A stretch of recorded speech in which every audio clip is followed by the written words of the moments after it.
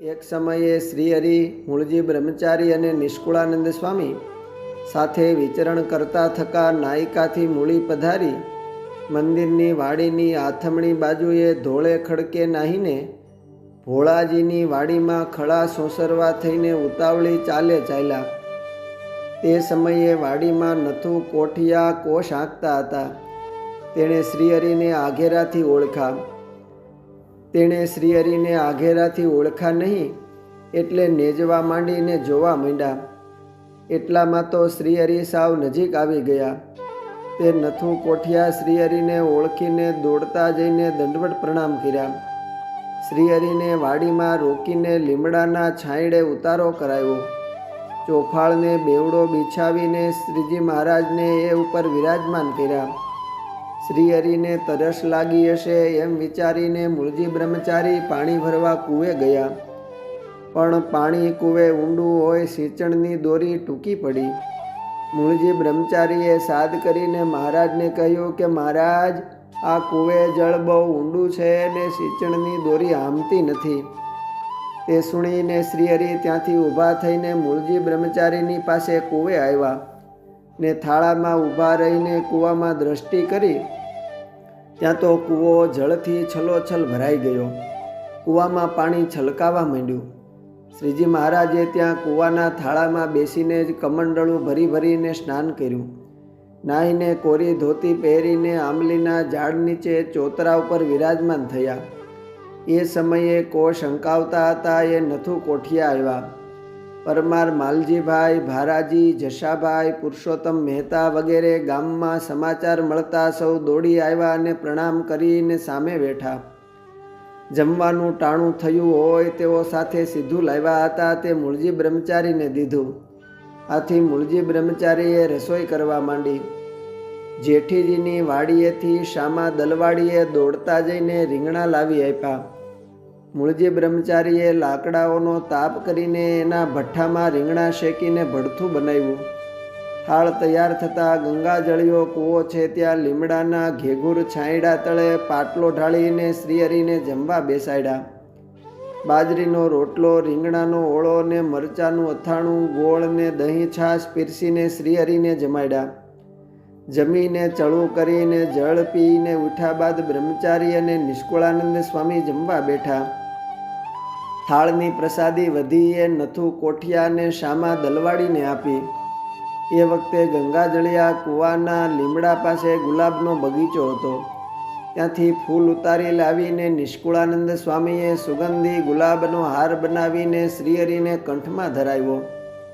એ બગીચામાંથી ગુલાબ, ગુલદાવદી, હજારી વગેરેના સરસ ફૂલોની સુગંધ આવતી જોઈને શ્રીહરિ રાજી થયા. તે જગ્યાએ ત્યાં જ રોકાયા અને સાંજે ત્યાં જ પોઢ્યા અને રાત ત્યાં રહ્યા.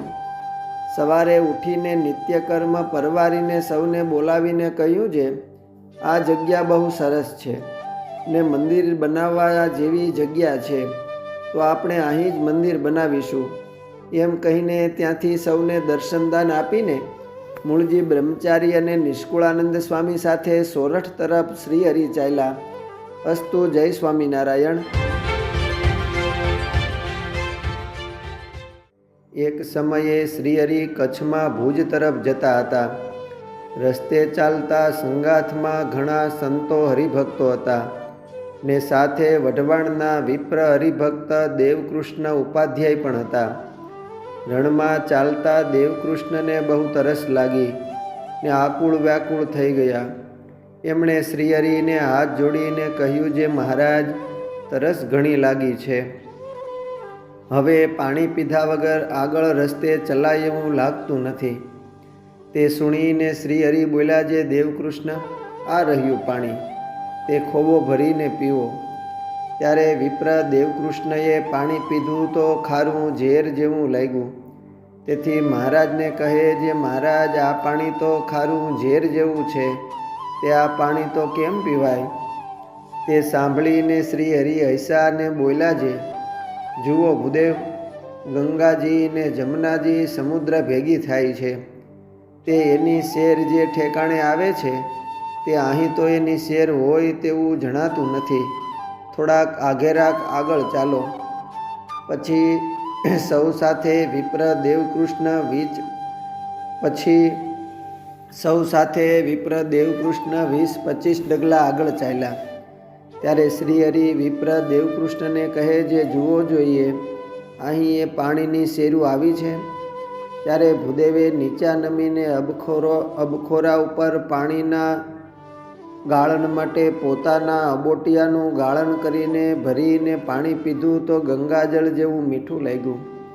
ત્યારે એણે શ્રીજી મહારાજને હાથ જોડીને કહ્યું, જે હે મહારાજ, આ પાણી તો ગંગાજળ જેવું બહુ જ મીઠું છે. ત્યારે મહારાજ કહે, અહીં એ શેર આવીને મળી છે, માટે અહીં સૌ ધરાઈને પાણી પીવો. પછી તે ભૂદેવે પાણી પીધું અને સૌ સંતો હરિભક્તોએ પણ પાણી પીધું અને શ્રીજી મહારાજને પણ લોટો ભરીને જળ ધરાવ્યું. સૌ ચાલતા થયા ત્યારે દેવકૃષ્ણે પાછળ રહીને ફરીને પાણી ચાખ્યું તો એવું જ ખારું ઝેર જેવું જ લાગ્યું. શ્રીહરિએ ભૂદેવને પાછળ ઊભા રહી ગયેલા જોઈને યાદ કર્યા, જે ભૂદેવ કેમ વાંસે રહ્યા છો? ત્યારે વિપ્ર દેવકૃષ્ણ કહે, જે અરે મહારાજ, હું તો પાણીના કોગળા કરવા સારું સંઘની વાંસે રહ્યો, પણ પાણી તો ફરીને ખારું ઝેર જેવું જ થઈ ગયું. ત્યારે મહારાજ હૈસાને બોલ્યા કે એ તો ગંગા જમનાની શેરું તો સ્થિર રહેતી નથી. શેરું તો આવીને ચાલી જાય છે ને સમુદ્રનું પાણી ખારું પરત આવી જાય છે. તેથી પાણી તો મીઠું ક્યાંથી રહે? એમ રસ્તે ચાલતા શ્રીહરિએ વિપ્ર દેવકૃષ્ણ ઉપાધ્યાયને એવો ચમત્કાર દેખાડીને પોતાના પુરુષોત્તમપણાનો પરિપક્વ નિશ્ચય કરાવ્યો. અસ્તુ. જય સ્વામિનારાયણ.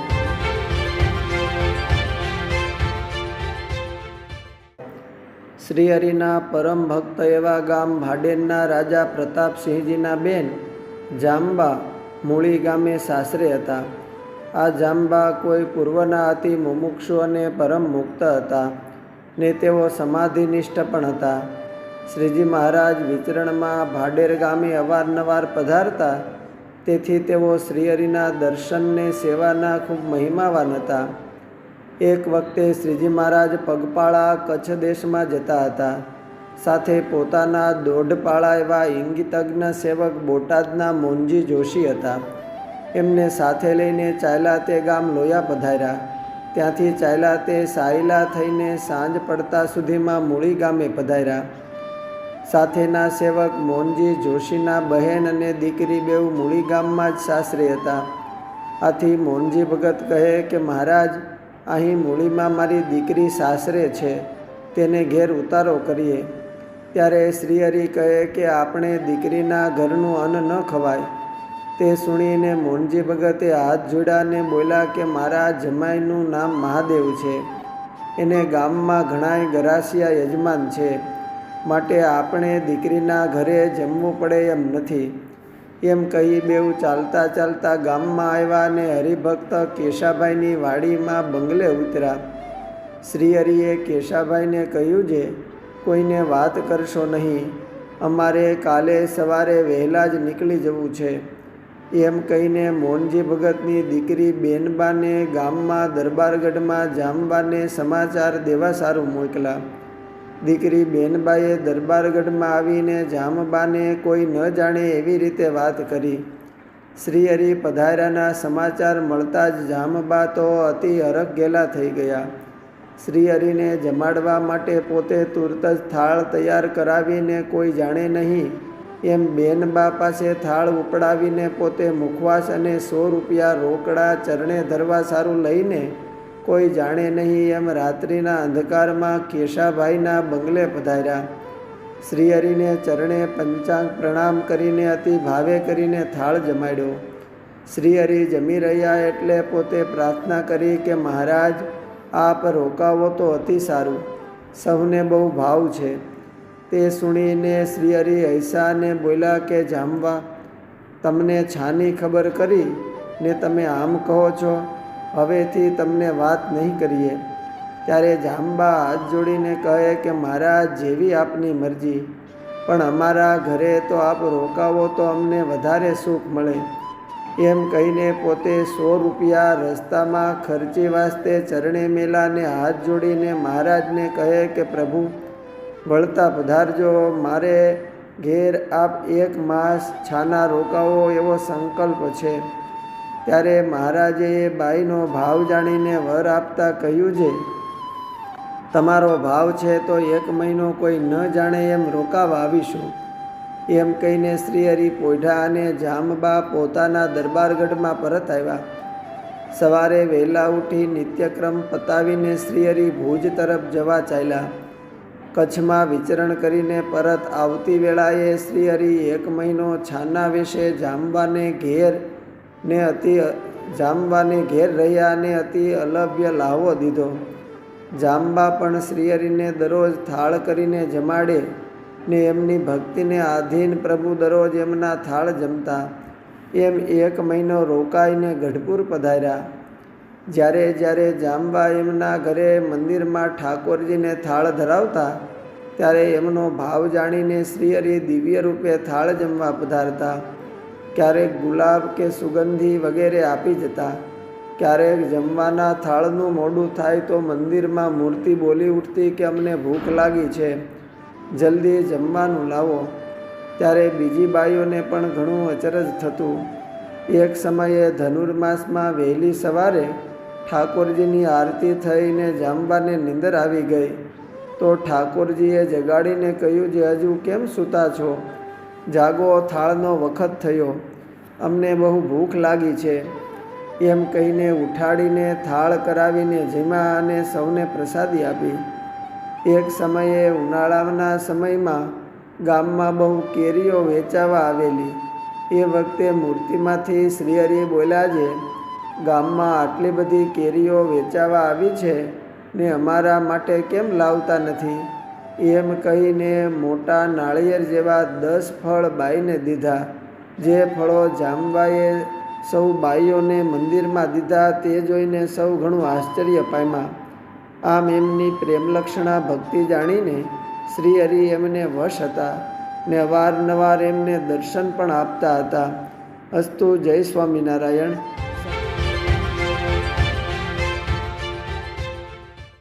જૂનાગઢના જોગી સદગુરુ મહાપુરુષદાસ સ્વામી જ્યારે નાના હતા ત્યારે પૂર્વાશ્રમમાં એમનું નામ રામજી હતું.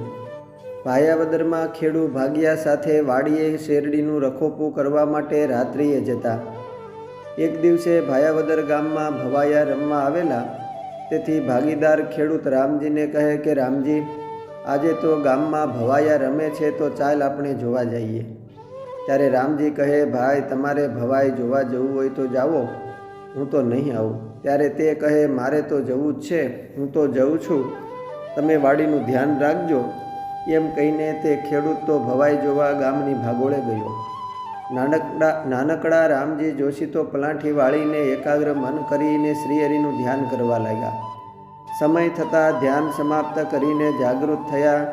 નેત્ર ઉઘાડીને જોયું તો તેમને શ્રીહરિના પ્રત્યક્ષ દર્શન થયા. એટલે એમણે શ્રીહરિને દંડવત કર્યાને કહ્યું કે મહારાજ, આવી અંધારી રાત્રિમાં ખેતરે આપ કૃપા કરીને દર્શન દેવા પધાર્યા, તે તો બહુ જ કૃપા કરી. શ્રીહરિ કહે કે તમે અમારી આજ્ઞા પાળો છો અને અમારું ચિંતન કરો છો, તેથી તમારી ઉપર અમે ખૂબ જ પ્રસન્ન છીએ. અને જે અમારી આજ્ઞા પાળે છે અને અમને સંભાળે છે તેને અમે પણ સદાય સંભાળીએ છીએ અને કાયમ તેની સાથે જ રહીએ છીએ. આમ કહીને દિવ્ય દર્શન દઈને અદૃશ્ય થયા અને રામજી અતિ રાજી થયા. રામજી જોશી સત્સંગમાં અતિશય શ્રદ્ધા હતી. જ્યારે પોતાના ગામમાં સંતો આવ્યા હોય ત્યારે તેઓ સંતોની કથા વાર્તા સાંભળવા પહોંચી જ જાય. મોટા સંતનો સમાગમ કરવા તો તેઓ જૂનાગઢ, વડતાલ વગેરે દૂરના સ્થળોએ પણ પહોંચી જતા. એક વખત સમાચાર મળ્યા કે અક્ષરમૂર્તિ ગુરુદેવ ગુણાતીતાનંદ સ્વામી અને વૈરાગ્યમૂર્તિ નિષ્કુળાનંદ સ્વામી ભાયાવદર પધારે છે. આ સમાચાર સાંભળીને તેઓ પોતાનું ઘરકામ છોડીને સંતોને ગામમાં સામૈયું કરીને તેડી લાવવા સારું ભાયાવદર ગામના સીમાડા સુધી સામઈ ગયા. સંતોને મળીને તેમને દંડવત પ્રણામ કરીને આદરપૂર્વક ગામમાં લાવ્યા અને થોડા દિવસ રોકીને કથા વાર્તાનો લાભ લીધો. એ જ રીતે એક વખતે તેમને સમાચાર મળ્યા કે ગોપાળાનંદ સ્વામી જૂનાગઢ પધાર્યા છે. એટલે રામજી જોશી તો તરત જ પોતાનું કામકાજ છોડીને સ્વામીનો સમાગમ કરવા ભાયાવદરથી જૂનાગઢ પહોંચી ગયા. ત્યાં 10 દિવસ રોકાઈને સ્વામીની કથા વાર્તાનો અને સત્સમાગમનો અલભ્ય લાભ લીધો. જ્યારે જ્યારે સંત સમાગમ કરવા આવે ત્યારે પણ ધર્માદાનું કે મંદિરનું ખાવું નહીં એવો તેમનો નિયમ હતો. તેથી તેઓ ગામમાં જઈને વેચાતા સીધું સામાન લાવીને અથવા પોતે બ્રાહ્મણ જ્ઞાતિના હોવાથી ભિક્ષાવૃત્તિ કરીને સીધામાંથી હાથે રસોઈ બનાવીને જમતા. એક વખત રામજી જોશી સદગુરુ ગોપાળાનંદ સ્વામીની કથા વાર્તા સાંભળવા માટે વડતાલ ગયા ને ત્યાં 4 મહિના રોકાઈને સ્વામીની કથા વાર્તા સાંભળી અને તેમના સગા તેમને તેડવા આવ્યા. ત્યારે તેઓ તેમના ગામ ભાયાવદર આવ્યા. એક વખત ધોલેરા દર્શન કરવા ગયા. ત્યાં 5 દિવસ રોકાઈને નિષ્કુળાનંદ સ્વામીની કથા વાર્તા સાંભળી મંદિરના કામમાં સેવા કરીને નિષ્કુળાનંદ સ્વામીને પ્રસન્ન કર્યા. તેમજ ખંભાત મંદિરમાં પણ પૂજારી તરીકે 1.5 મહિનો રહીને દેવની સેવા કરેલી. એક વખતે તેઓ ભાયાવદરથી વડતાલ જવા નીકળ્યા. ચાલતા ચાલતા ખંભાત આવ્યા ને ત્યાંથી વડતાલ આવ્યા ને દર્શન કરીને ગોપાળાનંદ સ્વામીના દર્શને ગયા ને કહ્યું કે હું આપનો સમાગમ કરવા આવ્યો છું. સ્વામી કહે, બહુ સારું. એમ કહીને તેમના ઉતારા પાણીની વ્યવસ્થા કરાવી. એ વખતે રામજી 4 મહિના સુધી વડતાલ રોકાયા અને ગોપાળાનંદ સ્વામીનો સમાગમ કર્યો. આ વખતે તેઓ ગામમાંથી બાજરાનો લોટ વેચાતો લાવી તેની બાટી બનાવીને જમી લેતા અને સ્વામીનો સમાગમ કરતા. આમ 4 મહિના સંત સમાગમ, દેવદર્શન અને માંદા સંતની સેવા કરીને સ્વામીને બહુ પસંદ કર્યા હતા. અસ્તુ. જય સ્વામિનારાયણ.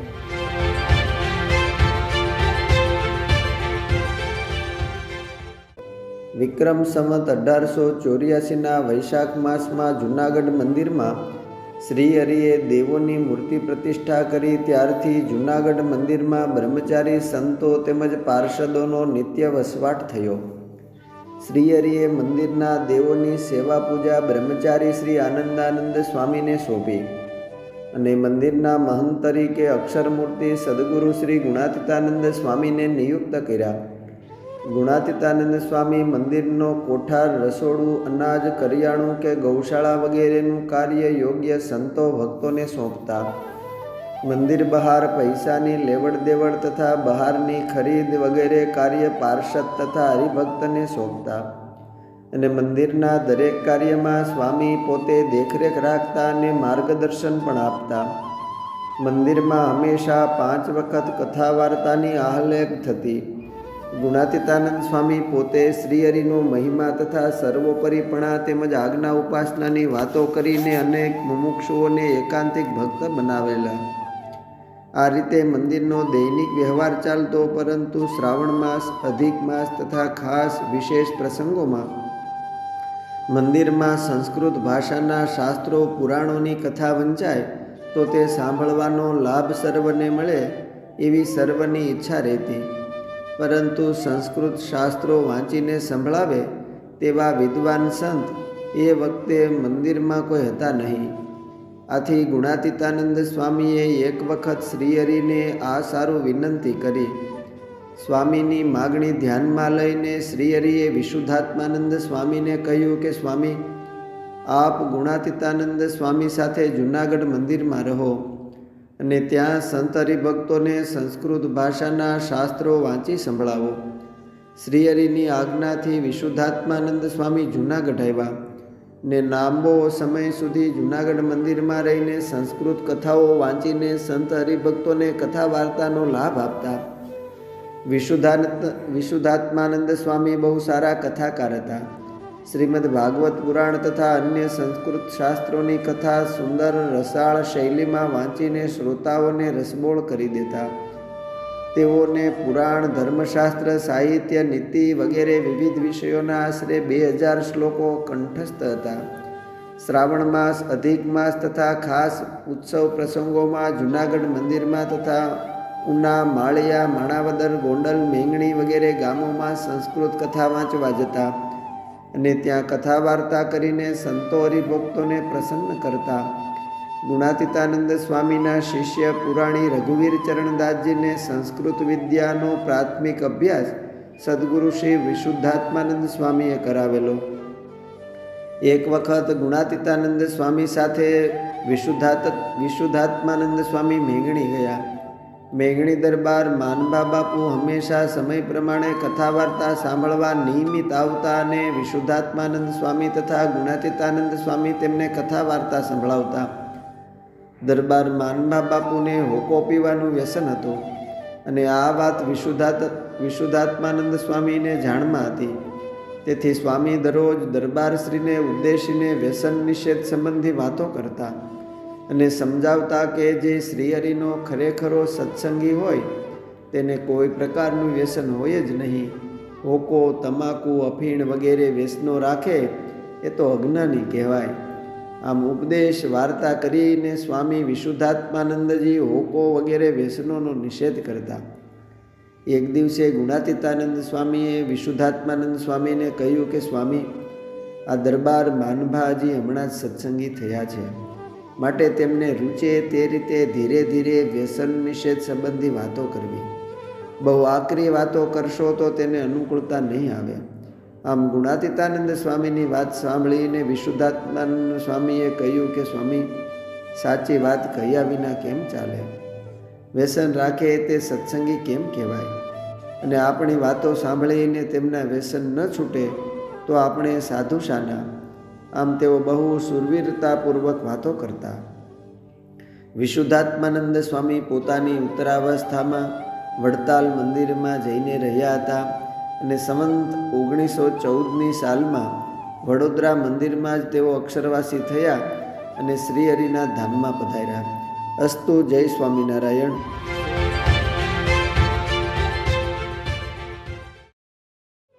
અતિશય દ્રઢભાવથી સત્સંગનો પક્ષ રાખનારા વેલાલના પરમ ભક્ત જયસિંહભાઈ હતા. સંત પાર્ષદો સહિત શ્રીહરિ મહેમદાવાદ ગયેલા તે સમયમાં તેઓને બાવાની જમાત સાથે મોટો સંઘર્ષ થયો. આવી વિપરીત વેળામાં જયસિંહભાઈએ શ્રીહરિને કહ્યું કે સંત પાર્ષદો સહિત આપ અમારે ગામ પધારો. અમારા દેહમાં પ્રાણ હશે ત્યાં સુધી અમારા ગામમાં તમને કોઈ પ્રકારે તકલીફ થશે નહીં. માટે હે પ્રભુ, આપ કૃપા કરીને અમારે ગામ પધારો. આમ જયસિંહભાઈની સુરવીરતા, ઉદાર ભાવના અને શ્રીહરિની પક્ષનિષ્ઠાની દ્રષ્ટ ભાવના જોઈને શ્રીહરિ વેલાલ પધાર્યા અને પટેલ જયસિંહભાઈની મેળીમાં જ ઉતર્યા અને ત્યાં રોકાયા. સંવત 1869ના ભયંકર દુષ્કાળ વર્ષમાં જયસિંહભાઈ વૃદ્ધ અને માંદા સંતોને પોતાના ગામમાં પોતાના ઘેર રાખીને સંતોની સેવા સમાગમ કરીને પ્રસન્નતા પ્રાપ્ત કરેલી. આ સિવાય જયસિંહભાઈ અને વેલાલ ગામના સત્સંગી બહેન ભાઈઓએ સત્સંગની વિવિધ સેવાઓ કરી. સંતો સહિત શ્રીહરિ અનેકવાર વેલાલ ગામે પધારતા. ગામના સત્સંગી બહેનોની સેવા પણ સત્સંગમાં ઘણી નોંધનીય છે. તેમાં જયસિંહભાઈના ધર્મપત્ની સુખબાઈ, બહેન વખતબા વગેરે સત્સંગી બહેનોએ વિવિધ પ્રકારે ખૂબ સેવા કરેલી. જયસિંહભાઈના પિતાશ્રીનું નામ રઘુનાથ દાસ હતું. તેનો સમગ્ર પરિવાર સત્સંગ પરાયણ હતો. જયસિંહભાઈ અને વખતબા બંને સગા ભાઈ બહેન હતા. જૂના જમાનામાં બાળ લગ્નની પ્રથા હોવાથી વખતબાના લગ્ન બાલ્યાવસ્થામાં થયેલા અને લગ્ન થયા ત્યાર પછીના થોડા જ સમયમાં વખતબા વિધવા થયા. વખતબાએ પોતાના વૈધવ્યને સાર્થક કરવા માટે પોતાનું જીવન વ્રત, તપ, જપ અને ભગવાનની ભક્તિમય બનાવી દીધેલ. પોતાના ગામમાં શ્રીહરિ અને સંતો હરિભક્તો આવે તે સર્વની આદરભાવથી સંભાવના કરતા. વખતબા વિવિધ રસોઈઓ કરાવીને શ્રીહરિ અને સંતોની ખૂબ સેવા કરતા. એક વખત મહારાજ વેલાલ પધાર્યા. જયસિંહભાઈની મેળી ઉપર ઉતરેલા. રઘુનાથદાસ પટેલ પાસે બેઠેલા. તેને ઉદ્દેશીને શ્રીહરિએ કહ્યું કે રઘુ બાપા, ભોજનને કેટલી વાર છે? ભૂખ બહુ લાગી છે. તેણે કહ્યું કે મહારાજ, ભોજનને તો વાર છે, પરંતુ પાકેલી કેરીઓના ટોપલા 4 ભરેલા છે. તે કેરીઓ આપ જમો અને સંતોને પ્રસાદી આપો, ત્યાં ભોજન તૈયાર થઈ જશે. શ્રીહરિ કહે કે લાવો કેરીઓ, સંતોને આપીએ. એમ કહીને શ્રીહરિ ટોપલામાંથી કેરીઓ આપવા લાગ્યા. સંતો સત્સંગીઓ બધાને કેરીઓ આપી છતાં કેરીઓ ખૂટી નહીં. તે જોઈને રઘુનાથદાસ પટેલ કહે કે મહારાજ, આ કેરીઓ કેમ ખૂટતી નથી? ત્યારે ભક્તવત્સલ શ્રી હરિ હસતા હસતા કહે, એ તો વખતબાના તપના પ્રભાવથી કેરીઓ ખૂટતી નથી. વળી એક વખત વહેલાલ પધાર્યા હતા. તત્કાળ ચાલવા તૈયાર થયા. હરિભક્તો કહે, કાલે જમીને જજો. શ્રી હરિ કહે, સવારમાં વહેલા નીકળશું, જમવા રોકાશું નહીં. એમ કહી સૌ પોઢ્યા. એ વખતે વખતબાઈએ શ્રી હરિના વસ્ત્રો સંતાડી દીધા. સવારે ઉઠીને ચાલવા તૈયાર થયા, પરંતુ વસ્ત્રો મળ્યા નહીં. તે શ્રી હરિ કહે કે વખતબાઈએ વસ્ત્રો સંતાડી દીધા છે, તે જેમાં વિના જવા દેશે નહીં.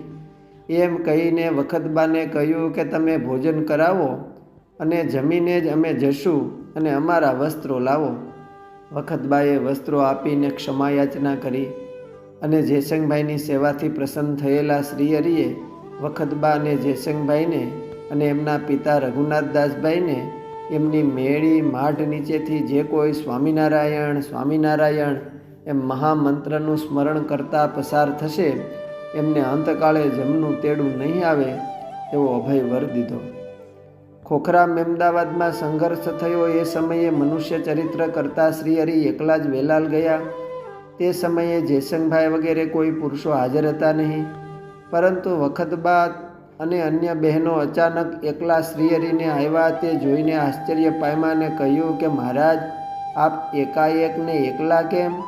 તે સમયે ભયભીત હોય એવું મનુષ્ય ચરિત્ર કરતા શ્રીહરિ કહે કે વખતભાઈ, જયસંગભાઈ ક્યાં છે? અમને પકડવા અને મારવા બાવાઓની જમાત આવે છે, તેથી ભાગીને અહીં આવ્યા છીએ. વખતબા કહે, મહારાજ, જયસિંહભાઈ વગેરે સૌ તો લૌકિક કામે બહાર ગામ ગયા છે. મહારાજ, જો કાંઈ એવું થશે તો અમે બાવાની જમાતનો સામનો કરીશું. એ વખતે વખતબાએ શ્રીહરિને ઉતારો કરાવ્યો, ઘોડાને બાંધીને જોગાણ દેવરાવ્યું અને બાવાઓની જમાત પણ આવી. એ સમયે વખતબા તથા અન્ય બહેનોએ ગોફણોમાં પાણા ગોઠવીને તથા અન્ય હથિયારો લઈને બાવાનો સામનો કરવા તૈયાર થયેલ. એટલામાં તો જયસિંહભાઈ વગેરે સૌ પરત આવી પહોંચ્યા અને તેણે તીર કામઠાને હથિયારો લઈને બાવાની જમાતનો સામનો કર્યો. એ સમયમાં વખતબાની હિંમત શૂરવીરતા જોઈને શ્રીહરિએ તેમની ખૂબ પ્રશંસા કરેલી. અસ્તુ. જય સ્વામિનારાયણ.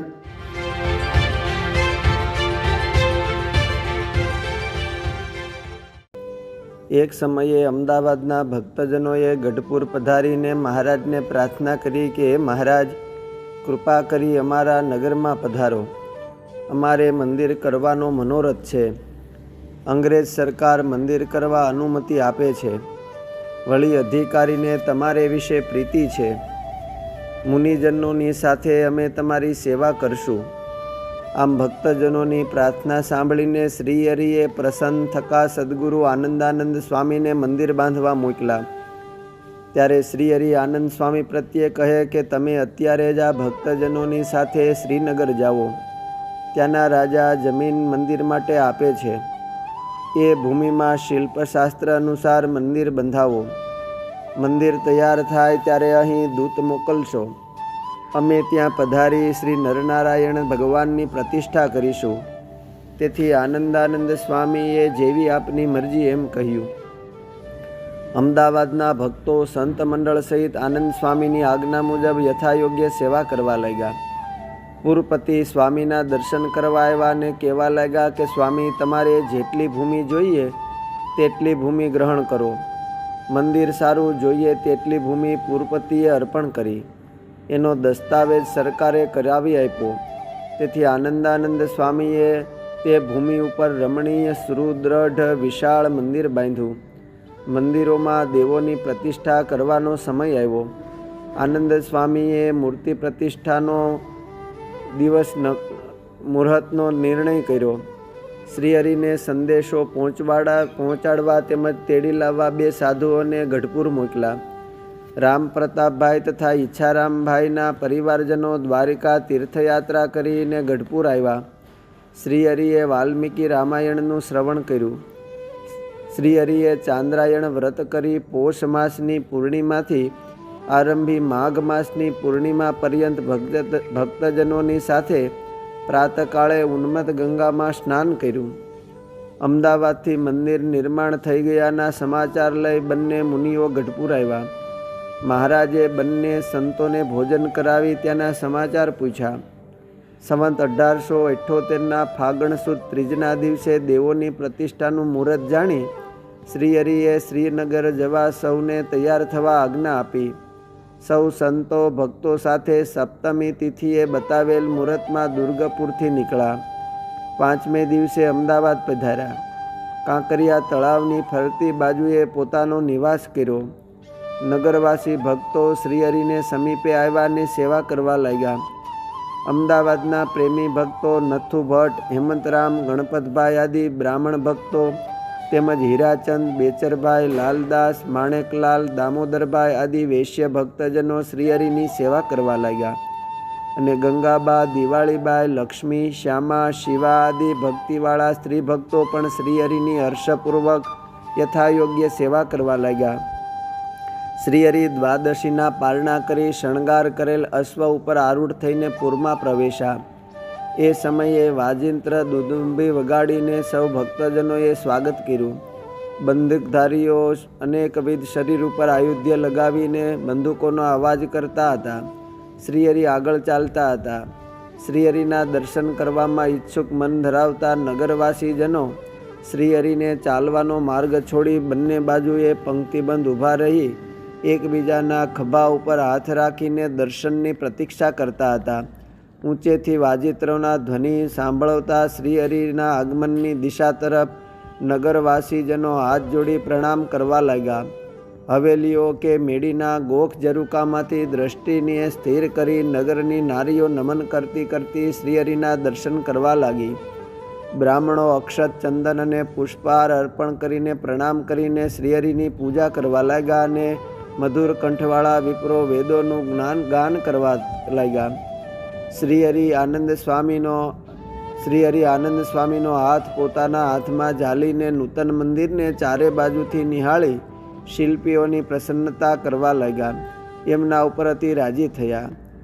શ્રીહરિ મંદિર સમીપે ભક્તજનોના મંડપમાં મુહૂર્ત પર્યંત વિરાજમાન થયા. એ દિવસે શ્રીહરિએ પુરપતિનું યથાયોગ્ય સન્માન કર્યું. પુરપતિએ ભૂમિદાન કર્યું એ ઉપકારની શ્રીહરિએ પ્રશંસા કરી.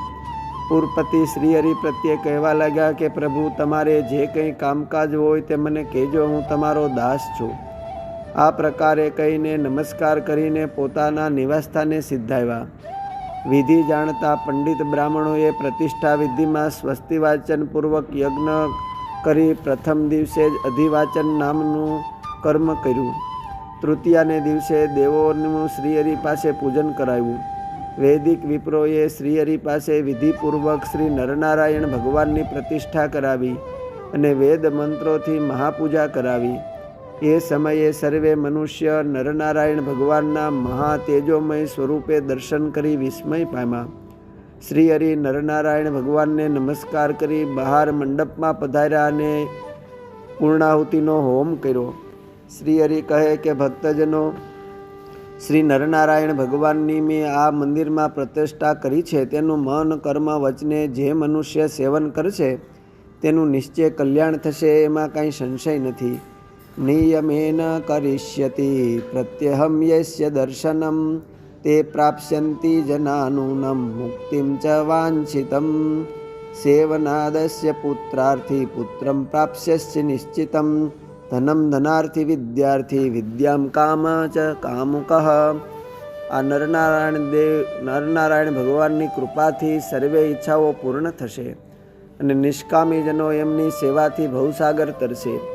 ફાગણ માસમાં ઉત્તર ફાલ્ગુન નક્ષત્રમાં દેશ દેશાંતરવાસી મનુષ્યોએ અહીં આવી સમગ્ર મનોરથ પૂર્ણ કરતા નરનારાયણ ભગવાનનું દર્શન અવશ્ય કરવું. શ્રીહરિના વચન સાંભળી સર્વે ભક્તજનો બે હાથ જોડીને તમે કહ્યું તે પ્રમાણે જ કરીશું. આ પ્રમાણે કહીને શ્રીહરિના વચનનો સ્વીકાર કર્યો. ત્યારબાદ સર્વે ભક્તજનોએ શ્રી નરનારાયણ ભગવાનના દર્શન કર્યા. અસ્તુ. જય સ્વામિનારાયણ.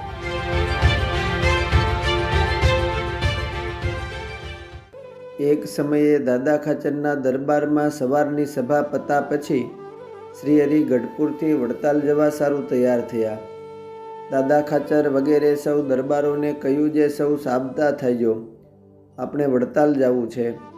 પછી થાળ જેમાને ચડવું કરીને જળ પીને તુરત જ નાજા જોગિયા પાસે ઘોડી મંગાવીને અસવાર થયા. સૌ દરબારો પણ ઘોડીએ ચડીને સાથે ચાલ્યા ને ગામ પીપળીએ હરિભક્તોને દર્શન દઈને સારંગપુર પધાર્યા. જીવા ખાચરના દરબારગઢમાં ઉતારો કર્યો. ઉતરાદા બારના ઓરડે ઢોલીએ વિરાજમાન થયા અને સૌ સંતો ભક્તોને કથા વાર્તા કરીને સાંજના થાળ તૈયાર થતા પ્રથમ શ્રીહરિ પોતે જેમાં અને મુખવાસ લઈને સૌ સંતો ભક્તો દરબારોને પોતે પીરસીને સારી પેઠે જમાડ્યા. શ્રીહરિ ત્યાં જ પોઢાને પરોઢીએ વહેલા જાગીને નિત્યકર્મ પતાવીને મોં સૂજણું થતાં સૌ સાથે ચાલવા તૈયાર થયા. આ વખતે જીવા ખાચર આવ્યા અને શ્રીહરિને હાથ જોડ્યા અને કહે કે એ પ્રભુ, છાશું પીને જાજો, આટલી તે શી ઉતાવળ છે? તે સાંભળીને મહારાજ કહે, પંથે ચાલતા તડકો ચડી જાય ને સૌને મોડું થાય, માટે નહીં રોકાઈએ. એમ કહીને ચાલ્યા. તે બપોર ટાણું થયા પહેલાં સુંદરયાણે પધાર્યા ને વનાશા શેઠને ઘેર પધાર્યા. ત્યાં થાળ કરાવીને પોતે જમાને સૌને જમાડીને ત્યાંથી રસ્તે ચાલતા વાગડ પધાર્યા. એ વખતે વાગડના ભક્તોએ તાણ કરી, પરંતુ ત્યાં ન રોકાય અને ગામ શિયાળી પધાર્યા. ગામ શિયાળીના પાદરમાં જઈને સૌને પાસે વિચાર કહ્યો છે. શિવરામ વિપ્રને ઘેર તો સંકળાશ છે, તે ઉતારો ક્યાં કરશું? એમ હજુ સૌ સાથે વાતો કરતા હતા ત્યાં ગામમાંથી શિવરામ વિપ્ર અને ભીમો વોરો બેવ આવ્યા અને અરજ કરી, જે એ પ્રભુ, ગામમાં પધારો ને મેઘા પટેલને ઘેર પગતાણ ઘણી છે તો ત્યાં પધારો. એના ડેલામાં ઘોડાને બાંધવાનું ને સૌને રહેવાનું અનુકૂળ આવશે. ત્યારે મહારાજ સૌ સાથે ગામમાં પધાર્યા અને મેઘા પટેલને ઘેર ઉતર્યા. એવામાં મેઘા પટેલ શ્રીહરિના પધાર્યાના સમાચાર મળતા વાડીએથી આવ્યા અને ગાડું છોડીને બળદને ગમાણે બાંધી નિરણપોળો કરીને મહારાજને પગે લાગ્યા અને બોલ્યા, જે મહારાજ, બહુ કૃપા કરી. આજ તો મારા મહેમાન છો, તે કૃપા કરીને આપ અમારા ઘરનું અન્ન જમો અને સૌ સારું રસોઈ કરાવો. ત્યારે મહારાજ કહે, પટેલ, આજની રસોઈ તો શિવરામ ભટ્ટની લેશું. ત્યારે મેઘા પટેલે બહુ તાણ કરી. એ સાંભળીને કહે, જે તમે ભલે તમારે બહુ ભાવ છે તો કાચી રસોઈ લેશું. એટલે પટેલ કહે કે, અરે મહારાજ, આ મનખે આવો મોકો ફરીને મળે નહીં. કાચી રસોઈ નહીં, લાડવા કરાવો અને સૌ જમો. ત્યારે મહારાજ એમનો નિર્મળ ભાવ જોઈને અતિ રાજી થયા ને બોલ્યા કે, ભલે પટેલ, તો એમ કરો. મેઘા પટેલના ફળિયામાં સૌ સંતોએ રસોઈ કરવા માંડી. ત્યારે મહાનુભાવાનંદ સ્વામી આવીને પૂછવા લાગ્યા, આજે પાટલા કહાં હે? તે સાંભળીને મહારાજ કહે કે, સ્વામી, પાટલાનું શું કામ છે? ત્યારે મહાનુભાવાનંદ સ્વામી કહે કે, महाराज रसोई तैयार होने को है और लाडू के लिए घी गोल लेना है। ત્યારે શ્રીહરિએ વાત સમજીને ખડખડાટ હસાને બોલ્યા કે પાટલા શું કહો છો? પટેલ ક્યાં ગયા એમ કહો ને. તે સુણીને સૌ સાધુઓ અને દાદા ખાચર આદિ સૌ દરબારો પણ ઘણું હસ્યા. સન્મુખ બેઠેલા મેઘા પટેલ પણ હસ્યા અને ઊભા થઈને પોતાના ઘરમાં જઈને ઘરવાળી પાસે લાડવા અને ઘી માંગ્યું. ત્યારે એની ઘરવાળી કહે છે, ઘી ગોળ તો નહીં મળે, આ તો કેટલાય મહેમાન આવ્યા ને હજી આવશે. એમ ઘી ગોળ દીધા કરીએ તો ઘરના ઠેકાણે ઘોળકું થઈ જાય. એમ બેઉ માણસની વાતને ઓસરીમાં બેસતા થકા સાંભળીને શ્રીહરિ ઘરમાં અંદર ગયા. એ પરિસ્થિતિ જોઈને મેઘા પટેલને કહ્યું છે, ઘી ગોળ તો ભીમા વોરાને ત્યાંથી આવ્યા ને તમારા ઘરવાળા તો બહુ સાચી વાત કરે છે, એમને વ્યવહાર ચલાવતા આવડે છે, એટલે તમારા ઘરનો વ્યવહાર સરખો ચાલે છે. વળી મોટા રાજા હોય ને 500 ગામનું પરગણું હોય તો પણ જો એને વ્યવહાર સાચવતા આવડે નહીં તો એનું પૂરું થઈ જાય. ત્યારે તમારા ઘરવાળા તો બહુ સારા વ્યવહાર કુશળ છે. આમ શ્રીહરિની વાતને મેઘા પટેલની ઘરવાળીએ સાંભળી. તે પોતે પાછલાવાડામાંથી આવીને પોરવમાં કહે છે, મહારાજ, તમારા જેવા મહેમાન તો અમારા ઘરે ક્યાંથી હોય, પણ જો ઘરની ઉપજ બીજે ઠેકાણે વાવરીએ તો કાંઈ મૂડી પૂગે. ત્યારે મહારાજ કહે કે અમારા વાસ્તે ભીમા વોરાને ત્યાંથી ઘી ગોળ મંગાવીશું. તમે આ વ્યવહાર સાચવવાની વાત કરી છે તે ઠીક છે. ત્યારે પટલાણીએ કહ્યું, જે મહારાજ, તમારા પ્રતાપથી ઘીના તો 4-5 કુંડલા ભર્યા છે ને ગોળની તો કોઠી ભરી છે. તે ભીમા વોરાને ઘેરેથી શા વાસ્તે મંગાવો છો? અહીંથી જે જુએ તે લ્યો. ત્યારે મહારાજ કહે, લોટ, દાળ ને ખીચડી વગેરે તો તમારા લીધા છે, તો ઘી ગોળ વગેરે ભીમા વોરાને ઘેરેથી મંગાવીએ. ત્યારે પટલાણી કહે કે ના મહારાજ, ત્યાંથી મંગાવાય નહીં. ને આ ભેહુના તાજા ઘીનું કુંડલું ભર્યું છે, એમાંથી ઘી લ્યો ને કોઠીમાંથી ગોળ લ્યો ને લાડુની સારી રસોઈ કરીને સૌને જમાડો, અને મહારાજ તમે પણ જમો. શ્રીહરિ કહે છે, તમારા બાપને સત્સંગ સારો હતો તેથી તમારે પણ બહુ ભાવ છે. એમ કહીને કોઠીમાંથી ગોળનું તપેલું ભરાવ્યું અને ઘીનું કુંડલું ઉપડાવીને સાધુને અપાવ્યું. પછી સંતોએ રસોઈ તૈયાર કરીને થાળ કર્યો. ત્યારે મહારાજ ઓસરીમાં ઉતરાદે મુખારવિંદે જમવા બેઠા. એટલામાં શિવરામ વિપ્ર પણ પોતાના ઘેરથી થાળ કરીને લઈને આવ્યા ને શ્રીહરિ સન્મુખ મેલ્યો. ત્યારે મહારાજ કહે કે અમારે વાસ્તે અહીં થાળ કર્યા છે, તે તમે શા વાસ્તે લાવ્યા? ત્યારે શિવરામ વિપ્ર કહે કે મહારાજ, મારો થાળ જમો, મેઘા પટેલનો થાળ પણ જમો. ત્યારે મેઘો પટેલ મર્મમાં કહે છે, મારો થાળ તો મહારાજે દાખલો કરીને બનાવરાવ્યો છે, તે આજ તો જમે જ છૂટકો. એ સાંભળીને શ્રીહરિ હૈસા અને બેવના થાળમાંથી જીમાને મેઘા પટેલને પ્રસાદી આપી તે પટલાણીને આપવા ગયા. મહારાજે જમતા જમતા થાળમાંથી ઉત્તમ રાજાને પણ પ્રસાદી આપી. જમી રહ્યા એટલે ચડું કરીને જળ ગ્રહણ કરીને સાધુ પાર્ષદો અને સૌ ભીમા વોરા આદિ હરિભક્તોને જમાડ્યા અને રાત ત્યાં રહ્યા. અસ્તુ. જય સ્વામિનારાયણ.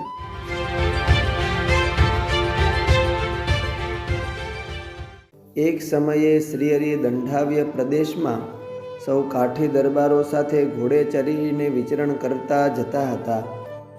એ વખતે રસ્તામાં સાંજ પડતા ગામ લાંઘણોજ આવ્યું. એ સમયે લાંઘણોજમાં કોઈ સત્સંગી નહીં.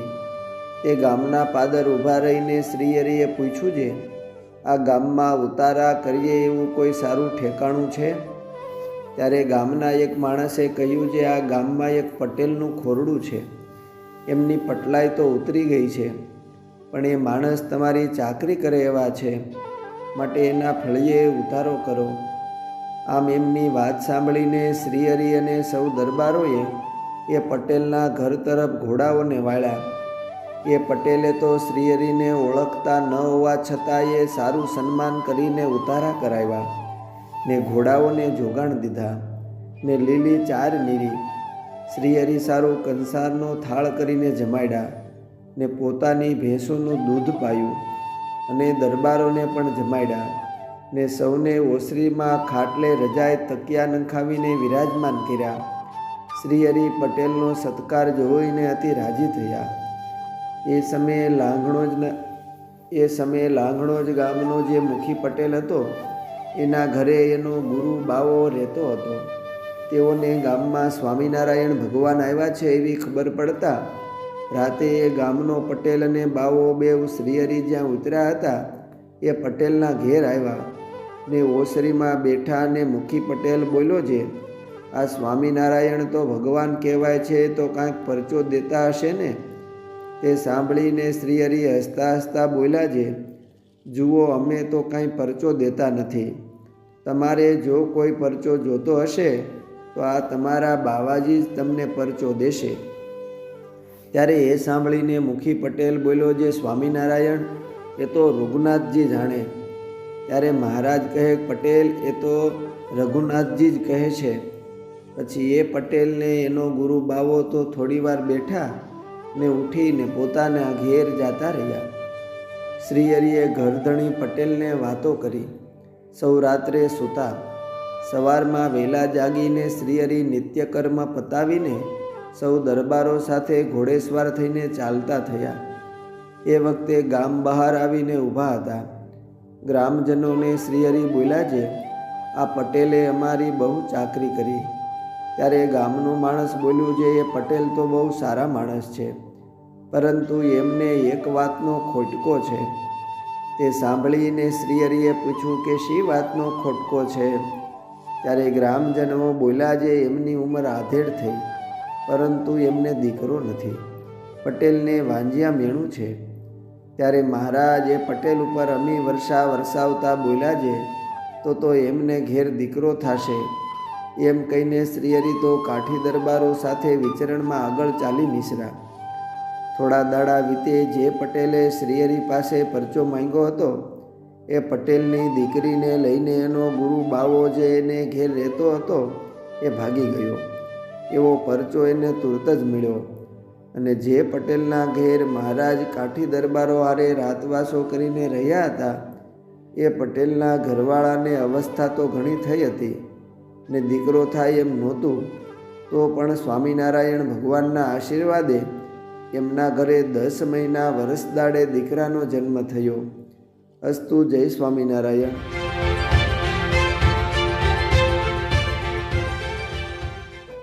શ્રીહરિના અંગભૂત સેવક મૂળજી બ્રહ્મચારીને જાગ્રત, સ્વપ્ન અને સુષુપ્તિ એમ ત્રણેય અવસ્થામાં શ્રીહરિનું અખંડ ચિંતન રહેતું. એક વખત શ્રીજી મહારાજ દાદા ખાચરના દરબારમાં વાસુદેવ નારાયણના ઓરડાના કરામાં બારણું હતું ત્યાં ગાદી તકીઓ નંખાવીને વિરાજમાન હતા અને પોતાની આગળ સંતો હરિભક્તોની સભા ભરાઈને બેઠી હતી. તે દિવસે સભામાં એવું પ્રકરણ હતું કે જેને ઊંઘ આવે તેને શ્રીજી મહારાજ બેરખો મારીને જગાડતા. તે વખતે મૂળજી બ્રહ્મચારીને ઝોકું આવ્યું અને સુરા ખાચરે રમૂજમાં શ્રીહરિને કહ્યું કે ભીણું, અહીંયા તો પોતાના સેવકનો પક્ષ રાખે પણ અમારો પક્ષ કોણ રાખે? આવું વચન સાંભળીને શ્રીજી મહારાજે મૂળજી બ્રહ્મચારી ઉપર બેરખો નાખ્યો કે તેઓ તુરત સફાળા ઊભા થઈને ગાદી તકિયા સાથે મહારાજને ઉપાડીને સભામાંથી ચાલ્યા અને ચોકમાં લીમડા તળે આવ્યા ત્યાં જાગ્રત થઈ ગયા. ત્યારે મહારાજે પૂછ્યું કે બ્રહ્મચારી, તમને શું થયું હતું? ત્યારે તે કહે કે મહારાજ, મને ઊંઘ આવી ગઈ અને તેમાં સ્વપ્ન આવ્યું જે તમો ધર્મશાળામાં સભા ભરીને બેઠા છો ને ધર્મશાળામાં આગ લાગી, તેથી તમો દાજો નહીં એટલે તમોને ઉપાડીને જતો હતો.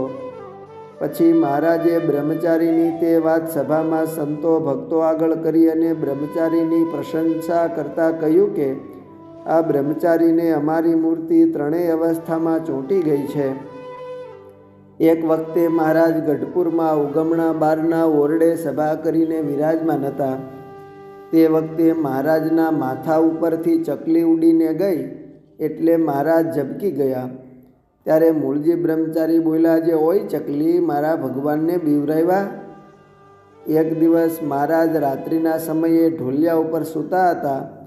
તેવામાં ત્યાંથી મોટો કાન ખુજરો નીકળ્યો એટલે મહારાજ બોલ્યા કે આ કરડે તો શું થાય? ત્યારે સુરા ખાચર બોલ્યા જે મહારાજ, જ્યાં કરડે ત્યાં સોજો ચડે. તે સાંભળીને મહારાજ કહે તો આપણે ઢોલિયો અહીંથી ઉપાડો. એમ કહીને મનુષ્ય ચરિત્ર કરતા થકા મૂળજી બ્રહ્મચારી પાસે 3 વખત ઢોલિયો ફેરવાયો. પછી બ્રહ્મચારીએ કહ્યું જે મહારાજ, તમે પોઢી જાઓ, હું જાગું છું ને કાન ખજૂરાને નહીં આવવા દઉં. પછી મહારાજ પોઢ્યા. આમ શ્રીહરિની દરેક સેવા બ્રહ્મચારી કાયમ પ્રસન્ન મનને કરતા. એક સમયે એક હરિભક્તે શ્રીજી મહારાજને જળ પીવા માટે રૂપાનો અબખોરો કરાવી આપવા માટે મૂળજી બ્રહ્મચારીને 5.25 રૂપિયા આપ્યા. બ્રહ્મચારીએ બોટાદના કાના સોની પાસે તે અબખોરો કરાવ્યો. કાના સોનીએ તેમાંથી અડધા રૂપિયા ભાર રૂપું કાઢી તાંબુ ભેળવ્યું. કારણ કે કાના સોનીએ વિચારેલું કે મહારાજને ગઢપુર લોટી દેવા જઈશું ત્યારે તેમાંથી થાળ કરાવશું અને ઘડામણ આપણે લેવું નથી. પછી તે લોટી લઈ કાના સોની ગઢપુર આવ્યા અને બ્રહ્મચારીને લોટી આપીને કહ્યું જે આજ મારા તરફથી થાળ કરજો. પછી બ્રહ્મચારીએ થાળ કર્યો અને મહારાજ જમવા બેઠા. પછી કાનો સોની મહારાજ પાસે હાથ જોડીને બેઠો અને મહારાજને પૂછ્યું કે એ મહારાજ, લોટીમાંથી ધાર તો ઠીક થાય છે ને? તે સાંભળીને શ્રીહરિએ એને કહ્યું જે ધાર તો ઠીક થાય છે, પણ આમાંથી અડધો થાળને માટે જુદો પાડવો નહોતો. તે અડધાની ચાંદી આ લોટીમાં નાખી હોત તો તેમાંથી બરાબર ધાર થાત. તમે એક અડધા રૂપિયાના લોભથી લોટી નાની કરી. તે સાંભળી કાનો સોની શરમાઈ ગયો અને મહારાજને બે હાથ જોડી કહેવા લાગ્યો કે મહારાજ, તમે મારી ભૂલ ઓળખાવી. તમે તો અંતર્યામી છો. એમ કહીને શોભીલો થયો અને શ્રીહરિ પાસે માફી માંગી. આમ જીવ તો ભગવાનના ધનની ચોરી કરતાં પણ અચકાતો નથી. અસ્તુ. જય સ્વામિનારાયણ.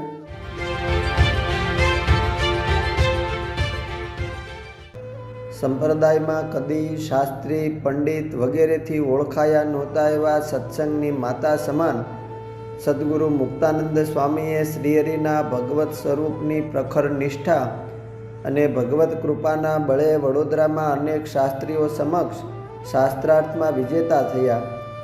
શ્રીહરિના નામનો દિગંતમાં દિગ્વિજય કર્યો અને વડોદરા રાજ્યમાં મહારાજા સયાજીરાવ સમક્ષ ને સમગ્ર લોકમાં સત્સંગનો ડંકો વગાડ્યો. સ્વામી જ્યારે વડતાલ પાછા આવે છે એવા સમાચાર મળ્યા ત્યારે શ્રીહરિ સભામાંથી ઉઠીને ઉમળકાભેર સ્વામીને વધાવવા સૌને લઈને વાજતે ગાજતે સન્મુખ દોડી ગયા. શ્રીહરિ દોડીને મુક્તાનંદ સ્વામીને ભેટી પીડ્યા અને પોતાના કંઠમાંથી ગુલાબનો હાર કાઢીને સ્વામીને પહેરાવ્યો. સ્વામીનો હાથ પોતાના હાથમાં લઈને સ્વામીની સાથે ચાલતા લાવીને પોતાની સિંહાસનની બેઠક પાસે મોખરે સ્થાન નખાવીને બેસાડ્યા. શ્રીહરિ કાયમ મુક્તાનંદ સ્વામીની આમન્યા જાળવતા, પરંતુ આજ તો શ્રીહરિ જાણે જેમ કોઈ રાજવી પુત્ર અમાપ સત્તા હસ્તગત કરીને આવે ને રાજાને હરખ સમાય નહીં એમ સ્વામીનું સન્માન કર્યું. સ્વામી પાસેથી શાસ્ત્રાર્થની વિગતો જાણી અને વડોદરાના ભક્તોના સમાચાર પૂછ્યા. શ્રીહરિએ મુક્તાનંદ સ્વામીનું આવું સન્માન કર્યું જાણીને નિર્વિકલ્પાનંદને ઈર્ષાની આગ હાડોહાડમાં વ્યાપી ગઈ. પોતાના જેવા મહાન વિદ્વાનની અવગણના થઈ અને અસહ્ય અપમાન થયું હોય એવું લાગ્યું અને સભામાંથી બોલી ઉઠ્યા કે વડોદરામાં સભા જીતી આવ્યા એમાં મુક્તાનંદ સ્વામીએ શું મોટી ધાડ મારી છે. મારા જેવા શાસ્ત્રીને મોકલો હોય તો એના કરતાં 4 ચાંસણી સડે એવો દિગ્વિજયનો ડંકો વગાડીને આવત. પણ અહીંયા ક્યાં આવડતની કદર થાય છે. એમ કહીને સભામાંથી ઉઠીને ધુઆપુવા થતાં પોતાના આસને ચાલ્યા ગયા. સભા વિસર્જિત થઈ. રાત્રે મુક્તાનંદ સ્વામી નિર્વિકલ્પાનંદ સ્વામીને આસને ગયા. ખૂબ મનાવ્યા, પરંતુ માનને ઈર્ષારૂપી ભોયંગર નિર્વિકલ્પાનંદ સ્વામીને ડસી ગયો હતો. પોતે ભણેલ ગણેલને શાસ્ત્રી હતા, એમની યોગ્ય કદર થતી નથી એવું વિચારીને સત્સંગ છોડીને ચાલ્યા જવા સારું મનોમન નક્કી કરી બેઠા. નિર્વિકલ્પાનંદ સ્વામી વડતાલથી નીકળીને સીધા જ આમોદ ગયા. દીમનાનાથ ભટ્ટ સાથે એમને મિત્રચારી હતી. ત્યાં આવીને ભટ્ટજીને વિગતે વાત કરીને કાન ભંભેરણી કરી કે સત્સંગમાં ક્યાં કોઈની કદર થાય છે. તમે પણ શાસ્ત્રવિદ છો, છતાં મહારાજે શિક્ષાપત્રીમાં ઓલા અભણ મયારામ ભટ્ટનું નામ લખ્યું. આટલું કહેતા દીનાનાથ ભટ્ટને વાત રગે રગમાં ઉતરી ગઈ. વળી અધૂરામાં પૂરું દીનાનાથ ભટ્ટને યાદ આવ્યું છે જ્યારે સંવંત 1874-75માં પોતે શ્રીજી મહારાજને મળ્યાને ભાગવતના 18,000 શ્લોક કંઠસ્થ છે એવી ઓળખાણ થઈને સત્સંગી થયા ત્યારે એક શાસ્ત્ર રચવાનું કહ્યું હતું. એ વાત સૌ કોઈ જાણતા હોવા છતાં કોઈએ આજ સુધી કહ્યું જ નહીં ને નજર અંદાજ કર્યો ને અવગણના કરી. આમ આ પ્રસંગને લઈને એમના બળતામાં તેલ રેડાયું. બેઉ શાસ્ત્રી એકમત થઈ એ જ ક્ષણે સત્સંગ છોડવાનું નક્કી કર્યું. બેઉ નક્કી કરીને બુવા ગામે કાનદાસ પટેલના ઘેર આવ્યા. કાનદાસને બેઉ સાથે સ્નેહ હતો એટલે આવીને મળ્યા. બેઉને કાનદાસ પટેલે જમાડ્યા. જમીને જ્યારે બંનેએ વડતાલની વાત કરીને સત્સંગ છોડવાની વાત કરી તો તે સુણીને કાનદાસ પટેલને તો ક્રોધ વ્યાપી ગયો અને દીનાનાથ ભટ્ટ ઉપર તાડુકી ઉઠ્યા કે શાસ્ત્રી, સારું થયું તમે જમી લીધું, નહીંતર હું તમને બંનેને ભૂખ્યા તરસ્યા જ મારા ઘરેથી તગડી મૂકત. મને લાગે છે તમે ભણેલા ગણેલા છો, પરંતુ તમે તમારા ભણતર પણ પાણી ફેરવું. બેઉ જ્યાં જવું હોય ત્યાં જાઓ, તમે રખડી ખાજો. હવે ભૂલે ચૂકે પણ મારા ગામમાં પગ મૂકશો તો તમારો ટાંટિયો ભાંગી નાખીશ. તમારા નસીબ ફૂટ્યા હશે, નહીંતર તમને આવો વિચાર જ ન આવત. આમ કહીને બેઉને તગેડી મેલ્યા.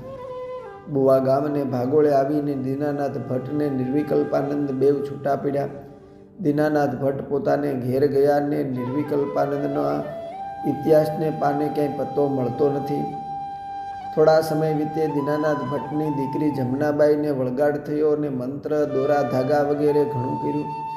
ઘરમાં ભુવા, જાગરિયા વગેરેને ધૂણાવ્યા પણ કાંઈ ફેર ન થયો. અંતે થાકી હારીને પોતાની ભૂલ સમજાતા શ્રીહરિના ચરણે પરત આવ્યા ને માફી માંગી. અધમોદાહરણ ભક્તજન પ્રતિપાળ શ્રીહરિએ એમની રક્ષા કરીને એમના ગર્વનું નિવારણ કરવા એમના પાસે મુક્તરાજ મયારામ ભટ્ટની સરભરા કરીને જમાડવા કહ્યું. શ્રીહરિના આશીર્વાદે એમના દીકરી જમનાબાઈને સારું થયું ને પોતાનો અહમ છોડીને ફરી સત્સંગમાં પૂર્વવત થયા. બરાબર સત્સંગમાં આવ્યા 12 વર્ષ વીતે.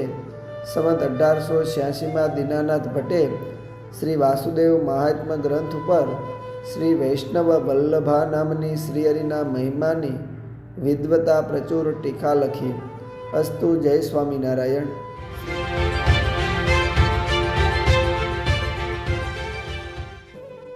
જૂનાગઢ નજીક ખડિયા નામનું ગામ છે.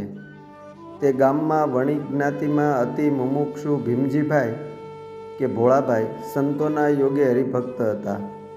તેઓ ખેતીવાડી અને વણજ વ્યાપાર વગેરે કરીને પોતાના ઘરનો વ્યવહાર ચલાવતા.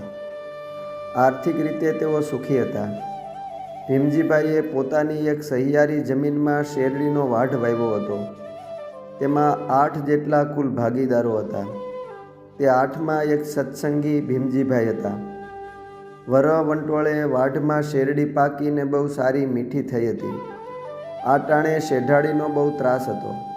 શેઢાડી શેરડી ખાવા કરતાં બગાડે વધારે. આમ રોજબરોજ વાહુપણું કરવા છતાંય શેઢાડી નુકસાન બહુ કરતી હોવાથી 8 ભાગીદારો ભેગા થઈને એનો કાયમી નિકાલ કરવા શેઢાડીનું દર શોધી કાઢ્યું. 8 ભાગીદાર જણે ભેગા થઈને તેના ભોણમાં કાંટા ભરીને સળગાવ્યું. તેથી તેમાં રહેલ શેઢાડી જીવતી બળી ગઈ. તેના કારણે તેનું પાપ 8 ભાગીદારોને લાગ્યું. થોડા સમય બાદ ભોળાભાઈ બીમાર થયા. અંત સમો આવતા દેહ છોડી દીધો. પોતે હરિભક્ત હતા, તેથી અક્ષરધામમાંથી મુક્તો સાથે સંતો તેને તેડવા આવ્યા. એમને પોતાની સાથે અક્ષરધામના દરવાજા સુધી લઈ ગયા અને પ્રભુને તે સંતોએ પૂછ્યું કે આ ભોળાભાઈને કયા ધામમાં આપની સેવામાં મૂકવાના છે. એ સમયે મુક્તોનું કહેવું સાંભળીને શ્રીજી મહારાજ બોલ્યા, અરે સંતો, એણે અમારી શિક્ષાપત્રીની આજ્ઞાનું ઉલ્લંઘન કરેલું છે. તેમણે ખેતરે સૌ સાથે શેરડીના વાઢમાં જીવતી શેઢાડીને સળગાવીને જીવની હિંસા કરેલી છે. તેથી 8મા ભાગે એને પાપ લાગ્યું છે. માટે તેને પાછો દેહમાં મૂકી આવો ને ત્યાં પ્રાયશ્ચિત કરીને શુદ્ધ થશે ત્યારે અમો તેડવા જઈશું અને અક્ષરધામમાં રહેવા દઈશું. આમ શ્રીજી મહારાજના વચન સાંભળીને મુક્તો તો એ જ ક્ષણે એને પાછો દેહમાં મૂકી ગયા. એ સમયે એના પરિવારજનો તેની નનામી બાંધતા હતા. ત્યાં તો ભીમજીભાઈ સળવળીને બેઠા થયા અને સૌ સાંભળે એ રીતે તેના ભાઈઓ તથા દીકરાઓને કહેવા લાગ્યા કે જુઓ ભાઈ, આપણે સૌએ ભેગા થઈને વાડમાં શેઢાડીને જીવતી બાળીને મારી નાખી. તેનો મને 8મો ભાગ પાપનો લાગ્યો છે. તેથી શ્રીજી મહારાજે મને ધામના દરવાજેથી પાછો કાઢ્યો છે. તેથી હું એ પાપનો પ્રાયશ્ચિત કરી શુદ્ધ થઈશ. ત્યારે જ મને મહારાજ પાછા તેડવા આવશે. આવું સાંભળી એના ભાઈએ કહ્યું કે ભીમજીભાઈ, તું જૂનાગઢ જા અને મંદિરે સદગુરુ ગુણાતીતાનંદ સ્વામીને વાત કરજે. પછી તે જે પ્રાયશ્ચિત આપે તે પ્રાયશ્ચિત કરીને પછી જ ઘરે પરત આવજે. ત્યાં સુધી સ્વામી પાસે જ રહેજે ને એમની અનુવૃત્તિમાં રહીને એમને રાજી કરજે. એમના મોટાભાઈની વાત સાંભળી ભોળાભાઈ જૂનાગઢ ગયા. ગુણાતીતાનંદ સ્વામીને સર્વે વાત વિગતે કરી. ત્યારે સ્વામીએ કહ્યું કે ભીમજીભાઈ, તમે ઠાકોરજીનો થાળ કરાવો અને ભગવાનને ધારી રહેલા એવા સૌ સંતોને કંસારની રસોઈ આપો. વળી મંદિરમાં રહી થોડા દિવસ સેવા કરો. એ જ તમારું પ્રાયશ્ચિત. આમ ગુણાતીતાનંદ સ્વામીના કહેવાથી ભીમજીભાઈએ એ પ્રમાણે કર્યું અને સ્વામીને રાજી કર્યા. થોડા દિવસ રહીને જ્યારે ઘરે જવા તૈયાર થયા ત્યારે સ્વામીએ કહ્યું કે જુઓ ભગત, ભગવાન અને સૌ સંતો જેમાં છે, તેથી તમે હવે એ દોષમાંથી મુક્ત થઈ ગયા છો, માટે હવે ઘેર જાઓ. 2 દિવસ પછી મહારાજ અક્ષરધામમાં લઈ જશે. સ્વામીના કહેવાથી ભીમજીભાઈ પોતાને ગામ ખડિયા પોતાને ઘેર આવ્યા અને 2 દિવસ પૂરા થયા ત્યારે શ્રીજી મહારાજ વિમાન લઈને તેમને તેડવા આવ્યા. ભીમજીભાઈ તો બોલતા ચાલતા સૌને અગાઉથી કહીને આ પંચમહાભૂતનો દેહ ત્યજીને દિવ્યતનું ધારણ કરીને વિમાનમાં બેસીને શ્રીહરિ સાથે અક્ષરધામમાં સિધાવ્યા. અસ્તુ. જય સ્વામિનારાયણ.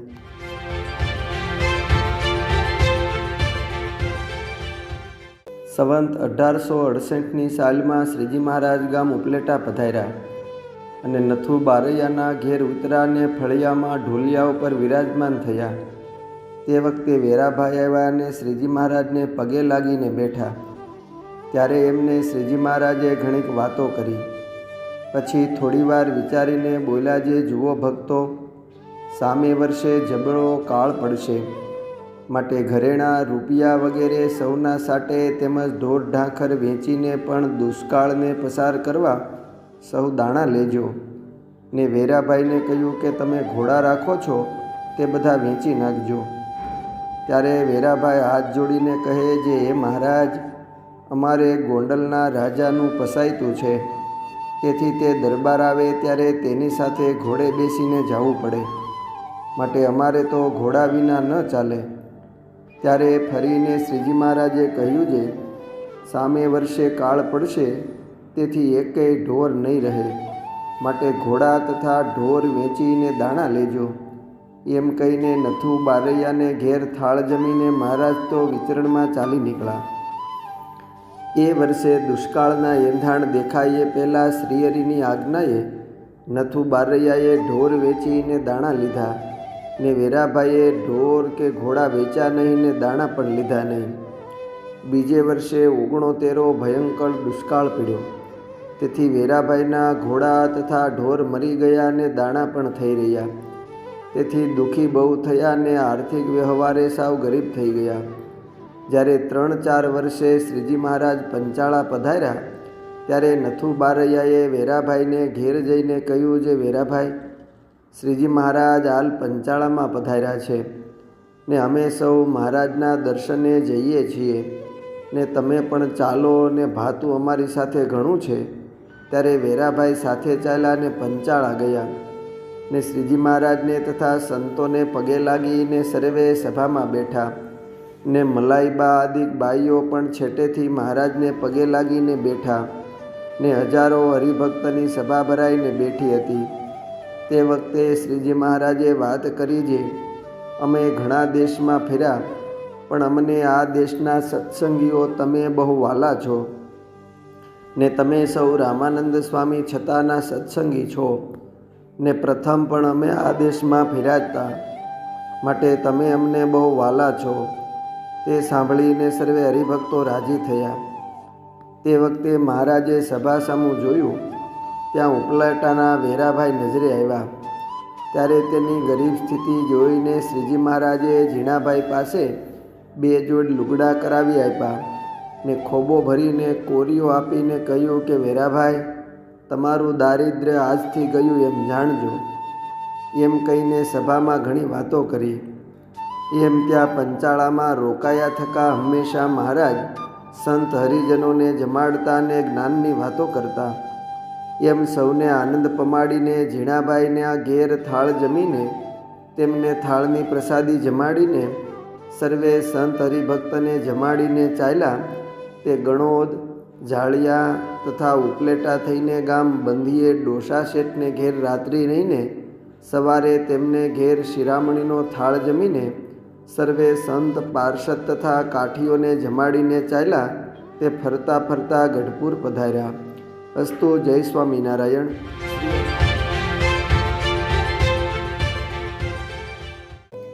એકવાર મુક્તાનંદ સ્વામી સંત મંડળ સાથે ગોંડલ પધાર્યા. સ્વામીના વાણી વર્તનથી અનેક જીવો પ્રભાવિત થયા.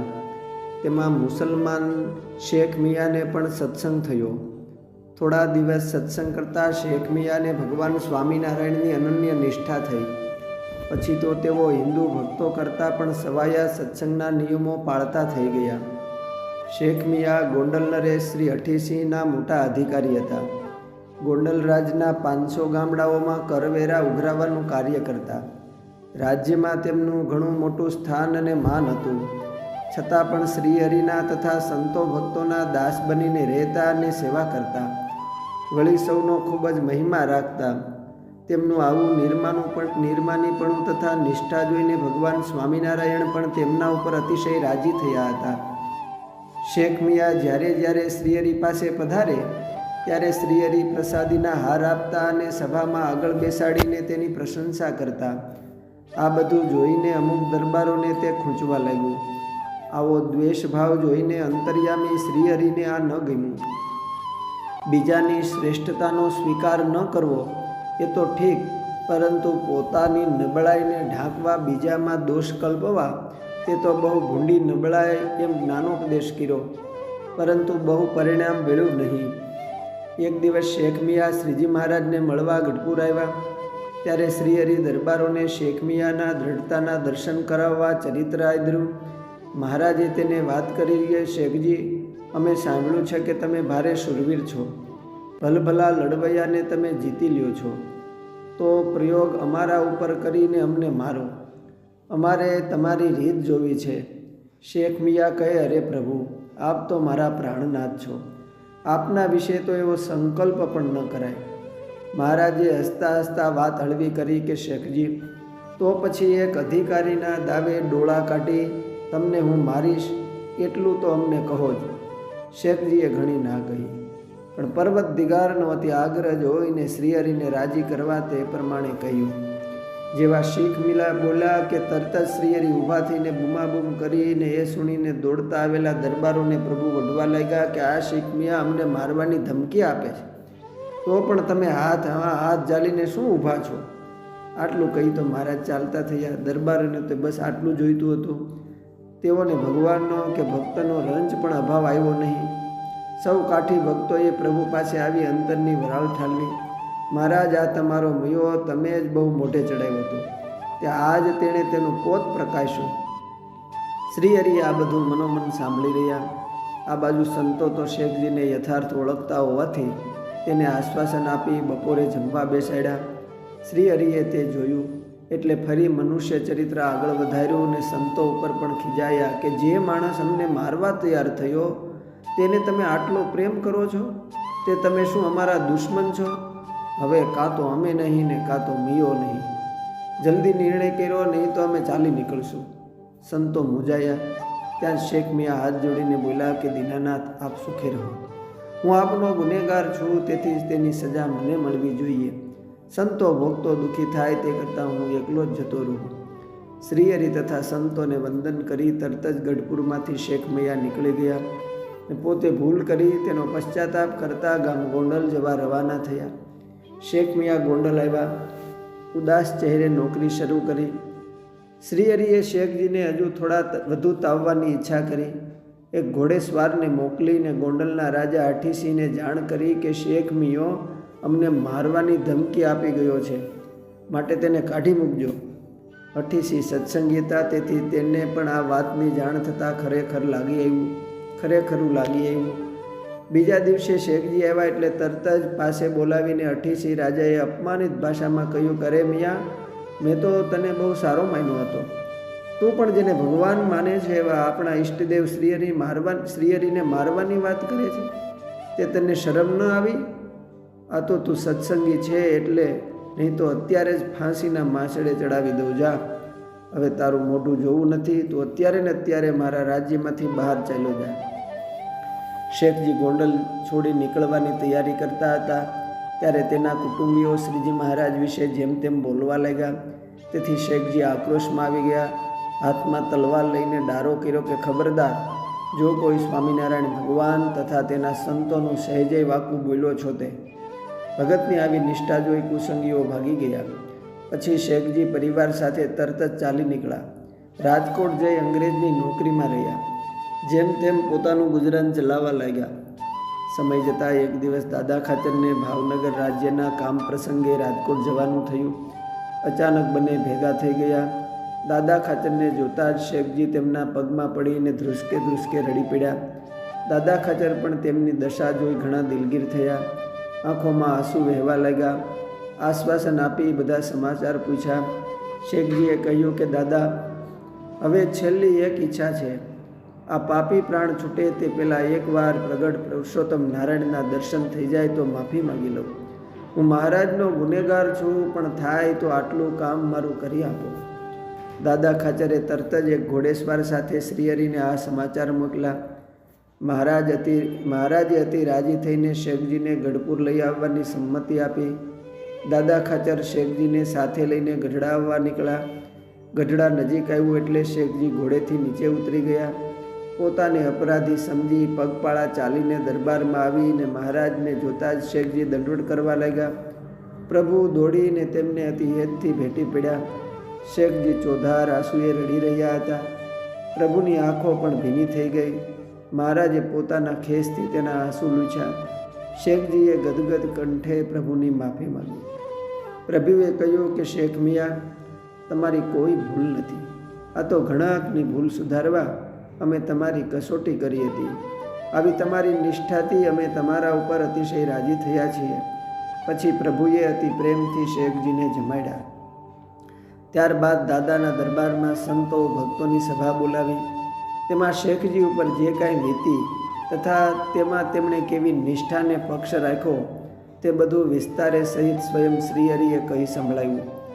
આ વાત સાંભળતા સૌ કોઈની આંખમાં આંસુ ચાલ્યા. પછી મહારાજે ગોંડલ નરેશને કહીને શેખ મિયાને સવાયા પગારે ફરીને નોકરીમાં રખાવ્યા. અસ્તુ. જય સ્વામિનારાયણ.